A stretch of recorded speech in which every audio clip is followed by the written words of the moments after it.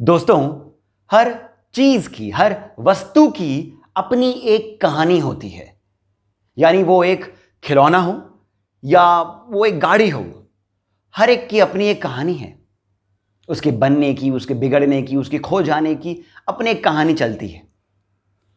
और फिर हर एक समय की अपनी एक कहानी चलती है। हर इंसान की भी, हर व्यक्ति की भी अपनी अपनी एक इंडिविजुअल कहानी चलती ही रहती है। यानी कहानियां हर ओर हैं। नीरज चोपड़ा, रवि दहिया, बजरंग पुनिया, मीराबाई चानू, लवलीना, पीवी सिंधु और भारतीय पुरुष हॉकी टीम, ये 7 पदक, 4 ब्रॉन्ज, 2 सिल्वर और 1 गोल्ड। इनमें से हर एक पदक की दोस्तों अपनी एक कहानी है। हर एक खिलाड़ी की अपनी एक कहानी है। और आज मैं यानी सिद्धार्थ आपको ऐसी ही एक रोमांचक, दिलचस्प, अद्भुत कहानी सुनाने जा रहा हूं जिसे सुनकर आपको गर्व महसूस होगा। आपके चेहरे पर एक सुंदर सी मुस्कान आ जाएगी और आपके दिल को सुकून मिल जाएगा। बस इस कहानी को अंत तक देखिएगा। DC where stories begin.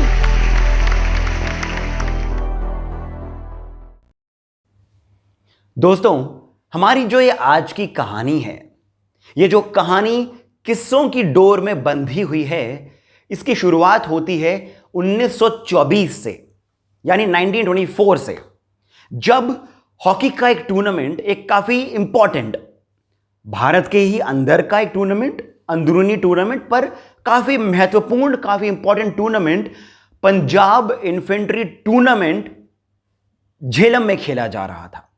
Jhelum एक जगह है जो आज की डेट में पाकिस्तान में है, पर वह पहले भारत में हुआ करती थी। तो झेलम में पंजाब इन्फेंट्री टूर्नामेंट, हॉकी का एक काफी महत्वपूर्ण टूर्नामेंट खेला जा रहा था। देश के कई प्रांतों ने इसमें पार्टिसिपेट किया था और ब्रिटिश आर्मी के भी कई सारे रेजिमेंट्स ने इसमें पार्टिसिपेट किया था। अब एक मैच चल रहा था, Punjab regiment versus some other team, ठीक है, एक और टीम के बीच। गेम में कुछ ऐसा हुआ था कि जो दूसरी टीम थी उसने ऑलरेडी 2 गोल दाग दिए थे। यानी पंजाब की जो टीम थी, पंजाब रेजिमेंट, वो 2-0 से हार रहा था। आखिर के केवल 4 मिनट बाकी थे, केवल 4 मिनट। और जो मैनेजर थे इस टीम के, तभी इन्होंने चिल्लाकर इस टीम को, इस टीम के प्लेयर्स को और विशेषकर एक प्लेयर को चिल्लाते हुए कहा, डू समथिंग। इन्होंने एक नाम भी लिया था, वो मैं आपको नाम अभी नहीं बता रहा हूं, पर इन्होंने बोला डू समथिंग। और दोस्तों, तभी जादू हुआ, मैजिक हुआ।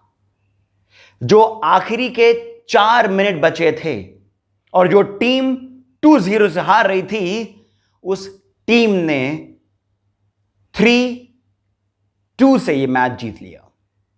यानी आखिर के 4 मिनट में, केवल 4 मिनट में 3 गोल दागे गए। अब मैं आपको थोड़ा सा और बताता हूं।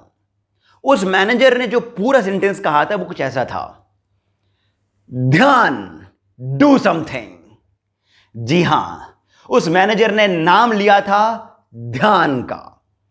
ध्यान एक ऐसा खिलाड़ी था जिस पर सभी को उम्मीदें थी।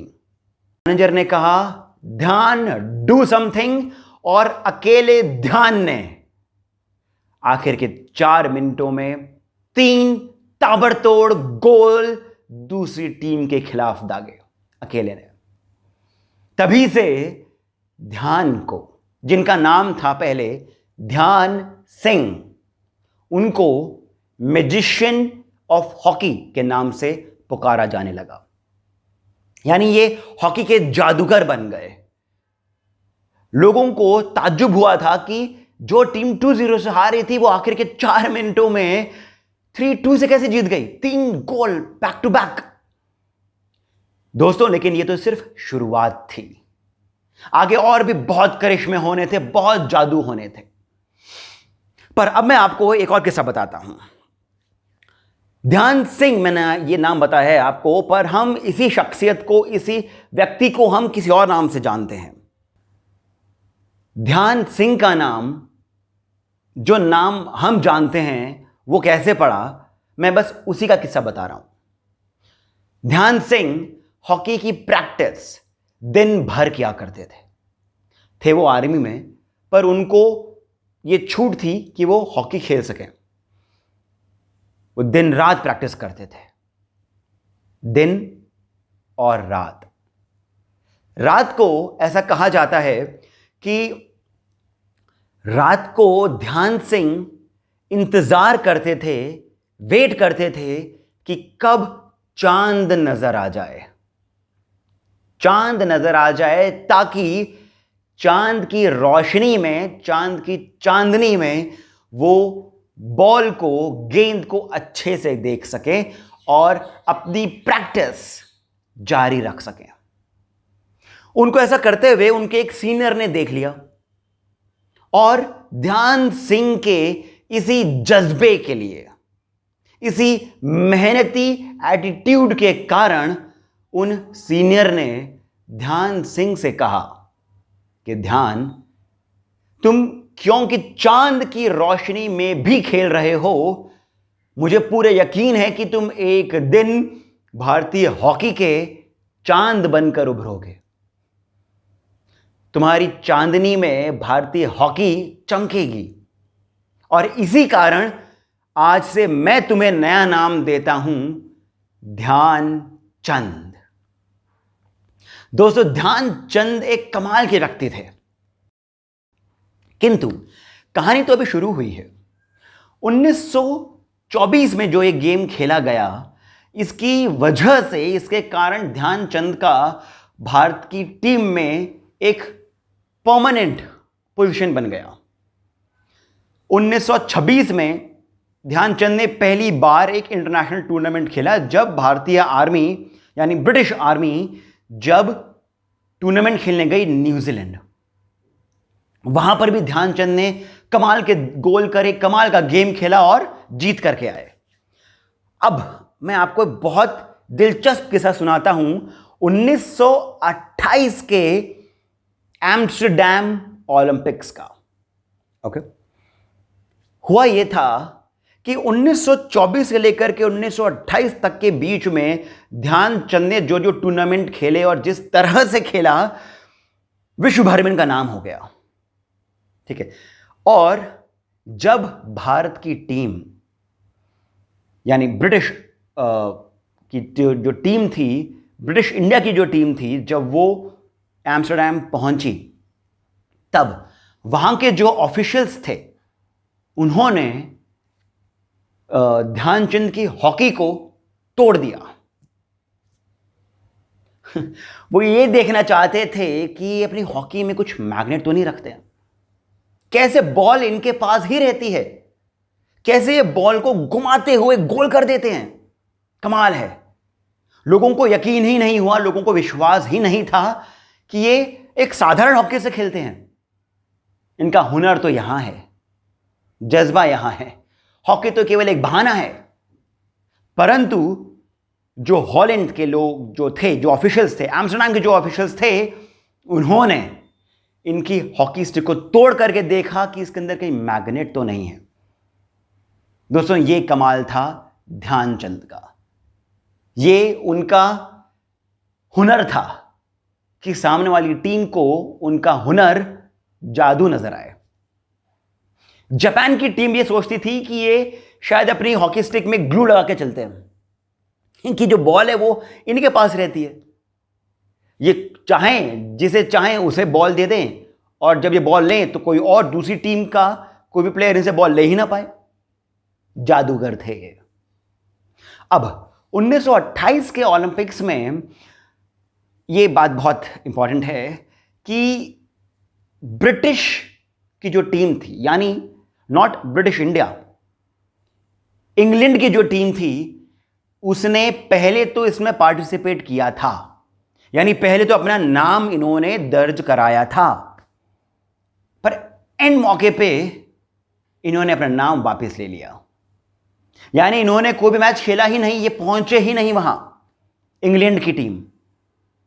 और इसका कारण भी थे मेजर ध्यानचंद। क्यों?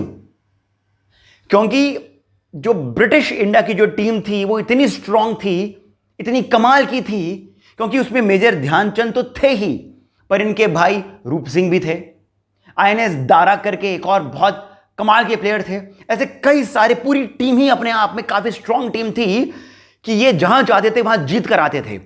इंग्लैंड की टीम ये नहीं चाहती थी, ब्रिटिश ये नहीं चाहते थे कि वो उसी टीम से हार जाएं जिस टीम को उन्होंने गुलाम बनाकर रखा है। अब ये जो ओलंपिक्स थे इसमें भारत ने पहली बार हॉकी में गोल्ड जीता। तब तो ध्यानचंद का नाम दुनिया भर में और ज्यादा हो गया और पुख्ता हो गया कि ये जादूगर हैं। उसके बाद में 1932 में जब ओलंपिक्स हुआ, बीच में जितने भी टूर्नामेंट्स हुए उन सभी के अंदर ध्यानचंद का ही बोलबाला था। ये और इनके भाई रूप सिंह दोनों को तो डेडली कॉम्बिनेशन माना जाता था।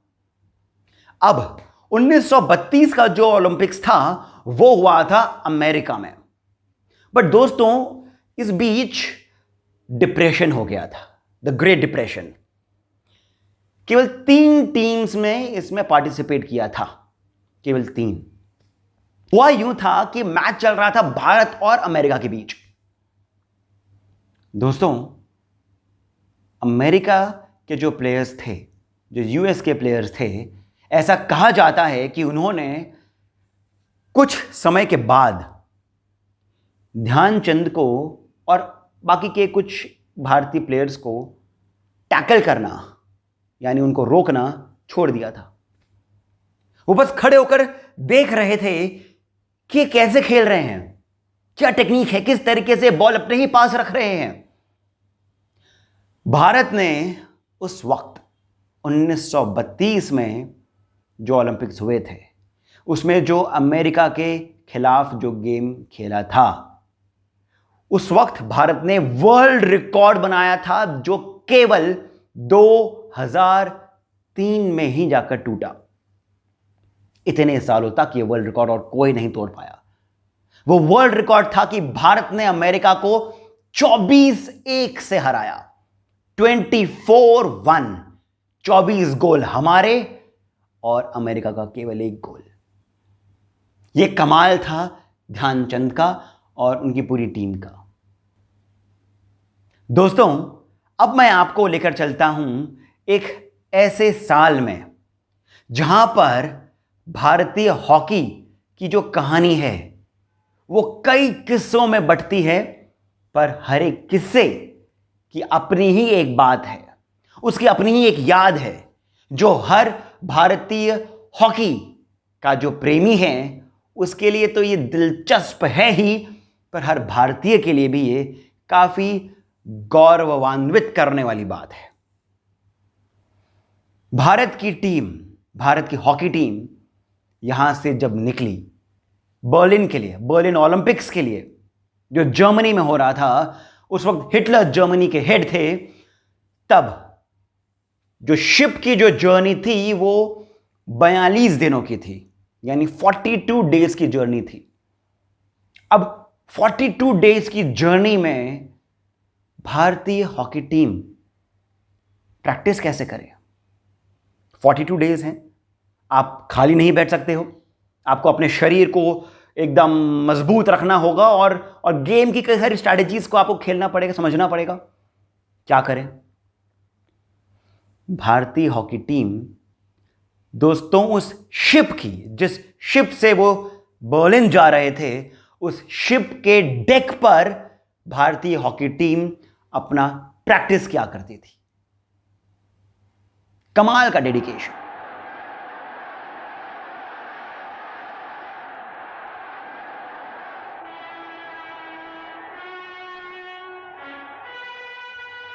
अब भारत का पहला मुकाबला जर्मनी से था। यह मुकाबला था तो फ्रेंडली मैच, जो एक प्रैक्टिस मैच होता है, फ्रेंडली मैच होता है, वैसा था। पर दोनों ही टीमों को अपनी अपनी एक छाप छोड़नी थी, अपना एक डोमिनेंस दिखाना था, क्योंकि टॉप 5 की टीम में जर्मनी भी एक काफ़ी स्ट्रांग कंटेंडर थी। नीदरलैंड्स, हॉलैंड काफ़ी स्ट्रांग कंटेंडर थे भारत की टीम की तरह।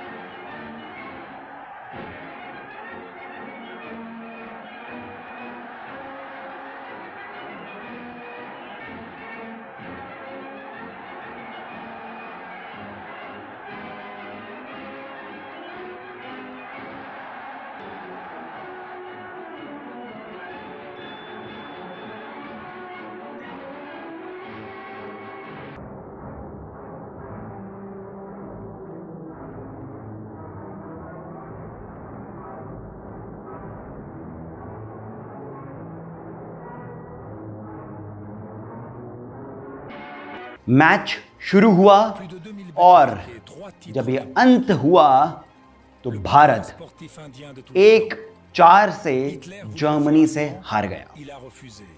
यानी भारत का 1 गोल और जर्मनी के 4 गोल। मेजर ध्यानचंद ने अपनी ऑटोबायोग्राफी, जिसका नाम है गोल, उसमें ये लिखा है कि ये जो मैच था, ये उनके करियर का सबसे दुखद मैच था, जिस तरीके से वो हारे।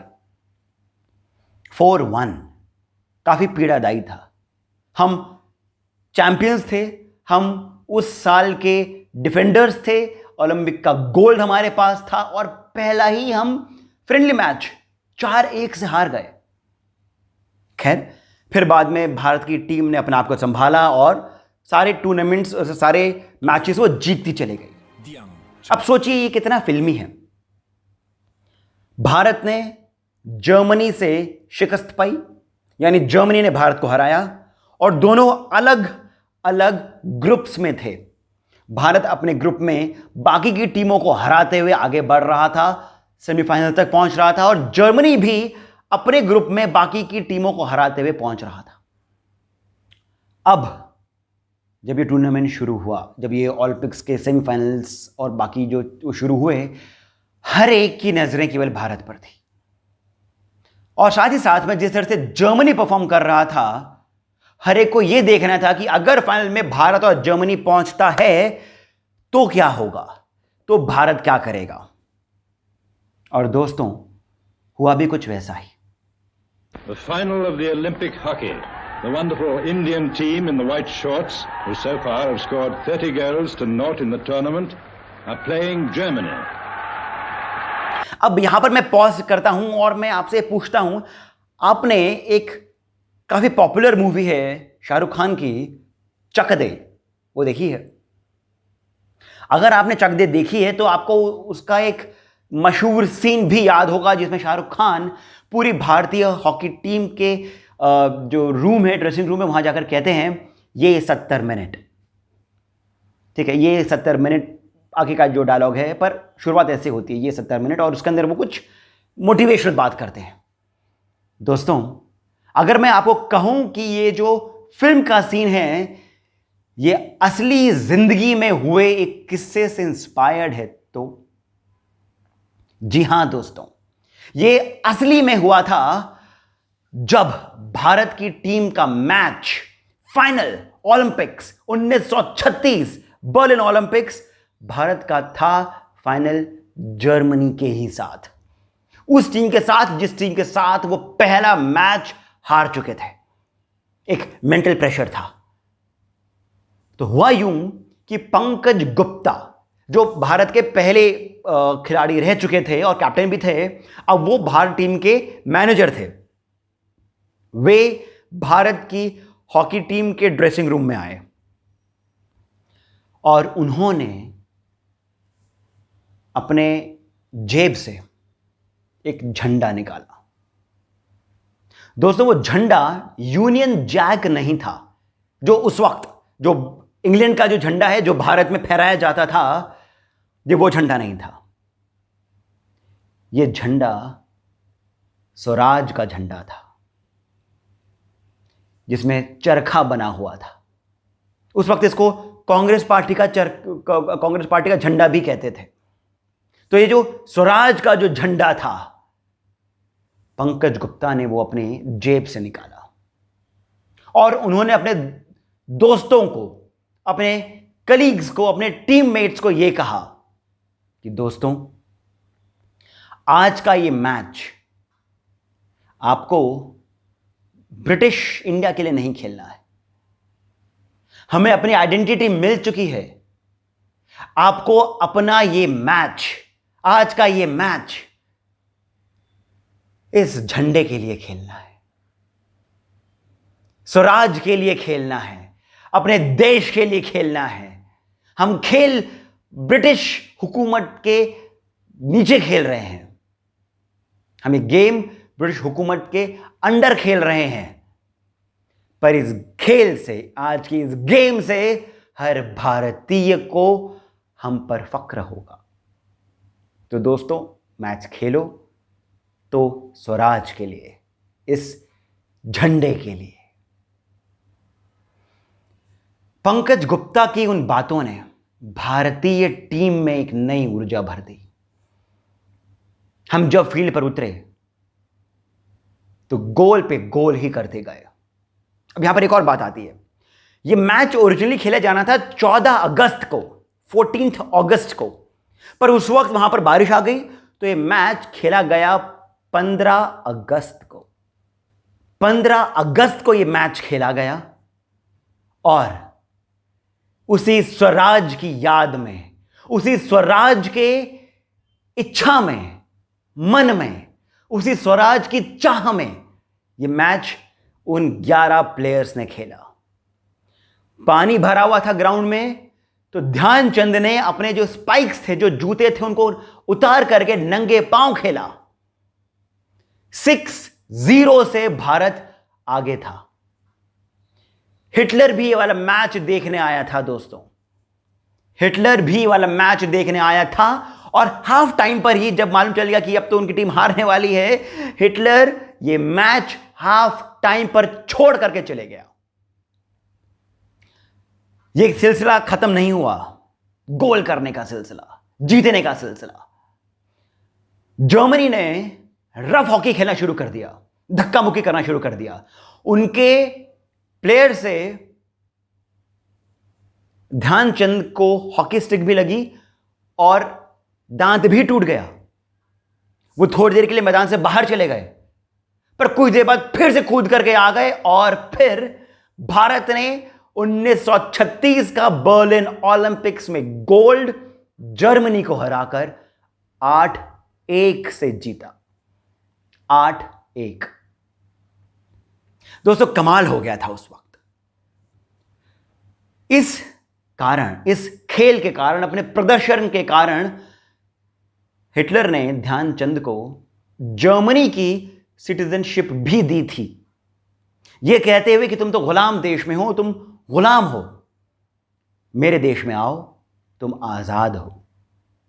दोस्तों, ध्यानचंद ने हिटलर का जो न्योता था, जो इनविटेशन था जर्मन सिटीजनशिप का, उसे ठुकरा दिया। उन्होंने कहा गुलाम ही सही, रहना भारत में है, अपने देश में। दोस्तों, मेजर ध्यानचंद भारतीय हॉकी के लिए प्रेरणा बन गए। जरूरी बात यह है कि इन्होंने अपने जज्बे से, अपने जुनून से, अपने हौसले से, अपने स्ट्रैटेजी से, अपने टीम प्लेयर्स के साथ एक आत्मीयता के साथ खेलने के कारण भारतीय हॉकी को वो हुनर दिया, वो जीत का जज्बा दिया कि हमने 8 गोल्ड मेडल ओलंपिक्स में अभी तक जीते हैं। 8 गोल्ड मेडल। दोस्तों, ये आज की डेट में भी, आज दिन तक भी ये एक रिकॉर्ड है, वर्ल्ड रिकॉर्ड है, जिसमें से 6 बार हम back to back consecutive 6 times we have won gold, जिसमें से 5 बार हम आजादी से पहले जीते हैं। कमाल की कहानी है, किस्सों में बटी हुई है। ध्यानचंद ड्रिबल ज्यादा देर नहीं करते थे, बॉल आई पास करी, बॉल आई पास करी। पर खेल उनका इतना उम्दा था कि दुश्मन को, यानी जो ऑपोजिट टीम थी, उनको उनके हुनर में जादू दिख जाए। दोस्तों, आशा करता हूं कि आपको ये लंबी सी किस्सों से भरी हुई कहानी, कथा पसंद आई होगी। भारत होने पर, भारतीय होने पर गर्व हुआ होगा। भारत के इतिहास पर, जो स्पोर्ट्स का जो इतिहास है, उस पर भी गर्व हुआ होगा। हम जिस तरीके से इस साल खेले हैं, उसी तरह से और उससे भी और बेहतर तरीके से हम आगे भी खेलते रहें, इसी उम्मीद के साथ मैं आप सभी से विदा लेता हूं। जय हिंद, जय Bharat. A DC where stories begin.